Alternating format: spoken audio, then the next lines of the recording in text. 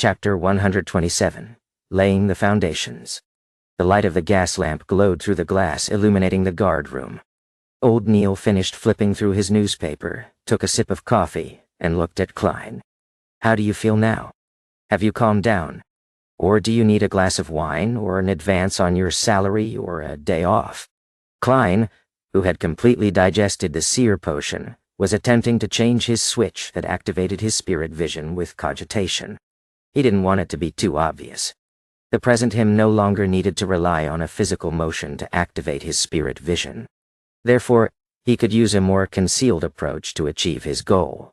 For example, stroking the joints of his middle finger with his thumb in quick succession, or clicking twice with his left molar. Klein considered the situations in which he needed to use his spirit vision while holding a revolver in one hand and a cane in the other. Finally, he settled on clicking his molar. His left molar would be used to activate the spirit vision, and his right molar to deactivate it. After repeatedly suggesting to himself, he completed the change. He then opened his eyes and smiled. "I was merely too concerned about the captain's operation. I don't need to calm myself down." At the same time, he clicked his left molar twice and attempted to activate his spirit vision. He wanted to familiarize himself with this method as quickly as possible. Cough, cough, cough. Old Neil started coughing violently. He coughed till his face turned red, like a cooked lobster. "What happened?" Klein froze before asking in concern. He scanned Old Neil's aura seriously, only to notice that the colors representing his health were still normal, only a little dull due to his age. Old Neil coughed for nearly 20 seconds before earning respite. He felt for his cup of coffee and slowly took a sip. "Everyone makes mistakes, I choked on my drink just now. Shall we begin our mysticism lessons for today?" "All right."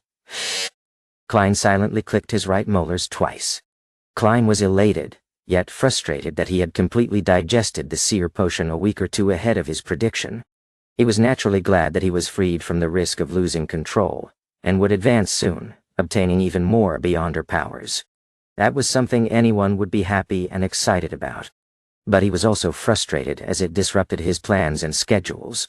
Considering the fact that he still had to stay with the Tinjan Nighthawks for some time, Klein thought that secretly advancing to clown wasn't the wisest choice. If he did so, he would be constantly worried about being exposed, and he would be unable to use his abilities when there were missions, making it even more dangerous for himself. He planned to learn from Spirit Medium daily and submit an application to the higher-ups. He would use his contributions to obtain the recipe and extraordinary ingredients before officially advancing into a Sequence 8 Nighthawk. But there was a difference between grasping a potion in a month and in a year. Klein could bear the scrutiny of the Holy Cathedral and become a talent for nurturing, but he didn't want the higher-ups to suspect him. He needed to find a convincing reason to explain his circumstances. He had planned to use the time before the seer potion was completely digested to lay some foundations with the captain. For example, he would mention that he felt his spirituality become more active whenever he went to the divination club, or pretend to casually describe the laws of a seer that he had derived from helping other people divine their fortunes. He could also mention that he didn't hear any voices that he shouldn't be hearing, or see things that are not for his eyes. This way, the higher-ups of the Nighthawks would think that he had unintentionally learned something from Daly when completing his mission, and had done a more thorough job than her. This would make the higher-ups focus more on summarizing the laws and discovering the acting method, reducing the suspicion placed on Klein. "That way, I could even help the captain and the rest learn about the acting method," Klein added in his heart. He felt that Dunn Smith was a good captain. He had no glaring flaws other than his poor memory. Thus, he wanted to reduce the risk of Dunn losing control and make him more powerful.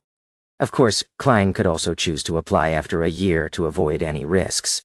But the continuous coincidences and the red chimney he saw in his dream divination gave him no choice but to improve his abilities as soon as possible.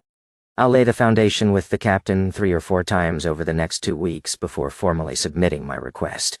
At the same time, I can head over to the underground market to see if there are any of the necessary extraordinary ingredients. They will probably be very expensive," Klein quickly made a decision and focused his attention once again on the mysticism lessons. Time passed quickly as lunchtime slowly approached. Old Neil finished his coffee and cleared the stuff on the table as he laughed. Your mysticism lessons will come to an end soon. From the test just now, it would seem that you can create charms for yourself now. Wow. That's my plan for the next few days. Klein heaved a satisfied sigh. Charms were different from the protective amulets he had given Benson and Melissa. They needed to be carved with the help of ritualistic magic, and they had certain unique abilities that could be used in battle. But a low-grade charm couldn't do everything. The spirituality it contained would decrease over time and had to be renewed once every 2 weeks. Also, he needed to activate them with specific incantations. It was impossible to use them at will. Furthermore, the charms wielded by the Nighthawks were still limited to the domains of the Evernight goddess. Klein could only make 3 different kinds of charms for the time being. The first was the slumber charm, and its effect was similar to Dunn Smith's and Leonard Mitchell's ability to put someone to sleep with their singing. The second was the requiem charm, which was able to soothe ghosts, souls, zombies, and the like. It could also deal with vengeful and evil spirits to a certain extent. The last was the dream charm. Its abilities allowed the wielder to enter the dream of someone else. These abilities were similar to the abilities of the Midnight Poet and Nightmare from the Sleepless sequence, so Dunn and Leonard had no use for these charms. Corpse Collector Fry, Sleepless Royale, and Kenley would bring 1 or 2 along with them, but they hadn't needed them in a long time. They frequently brought their charms back to Old Neil so he could recharge them. Old Neil glanced at Klein and smiled. I remember you saying that you practiced a lot this month and have run out of materials. Are you going to the underground market? Klein was taken aback at first before he nodded with a pained heart. Yes. He clearly knew the prices of the ingredients. He could only hope that he succeeded in making the charms on his first try instead of wasting materials.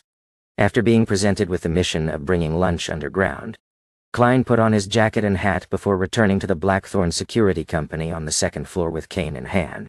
As he walked past the recreation room, he saw that Leonard and the rest had already returned and were enjoying their lunches. Knock! Knock! Knock! He knocked on the captain's door. Please come in. Dunn's mellow voice sounded. Klein pushed the door open and took off his hat. Captain, did you catch Instigator Trissy? Dunn rubbed his temples and shook his head in exhaustion.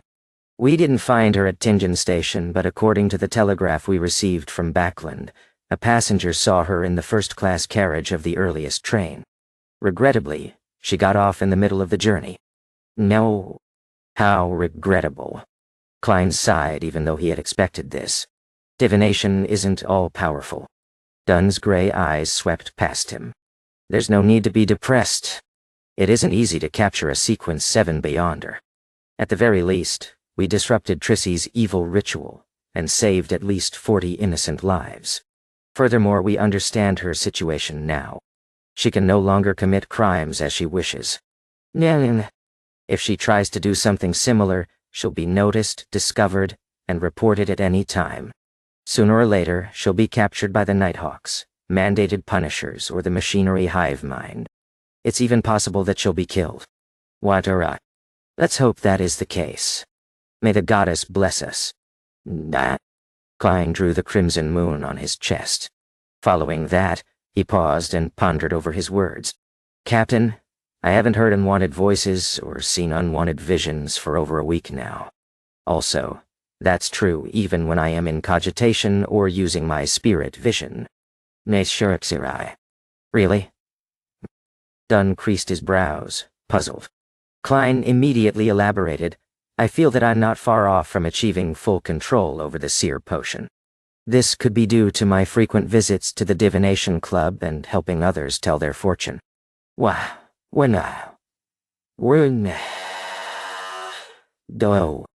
do you think so? Dunn immediately changed his seating posture, his expression lost. Klein added a stammer into his sentence.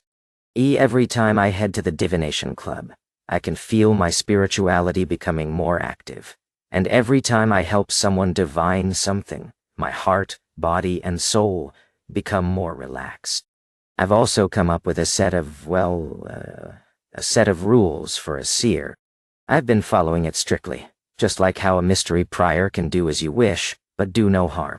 I found inspiration from this maxim and tried coming up with a maxim designed for seers. I think that this might be an effective way to help Beyonders gain control over their potions faster and reduce the risk of losing control. Just like Madame Daly, who has always been a spirit medium. Dun. It was unknown when Dunn had taken out his pipe. He placed it at his nose and took a whiff, seemingly forgetting about Klein as he thought for a few minutes. A remarkable guess and an interesting trial. Klein had only wanted to briefly mention it this time around to set up an underlying reason, so he did not say anything further. He switched to a half-joking tone and said, "Perhaps I'll be the fastest Nighthawk in history to gain control of a Sequence 9 potion. May the goddess watch over you," Dunn blessed him, not taking him seriously. He then slipped into deep thought once again. Witnessing this, Klein turned around and said his goodbyes before leaving the captain's office. He was closing the door to the room when he suddenly thought of another difficult question. How in the world was he going to act as a clown? Must I join a circus? There are no fixed circuses in Tingen, they're all roaming ones. Klein's expression became a little bitter. Being a seer was still a rather respectable occupation. Klein would still be able to hold his head up high even if he was spotted by someone he knew. But if he became a clown, there was no way his reputation would hold. Perhaps there are other ways of acting as a clown. There were no circuses or clowns when the blasphemy slate was revealed to the world. Forget it. I won't have the chance to advance for another 2 or 3 weeks, so there's no need to deliberate over this for now. Klein avoided the question and headed to the reception area. He walked toward Roseanne, Mrs. Oriana, and Brett to fetch his and old Neil's lunch.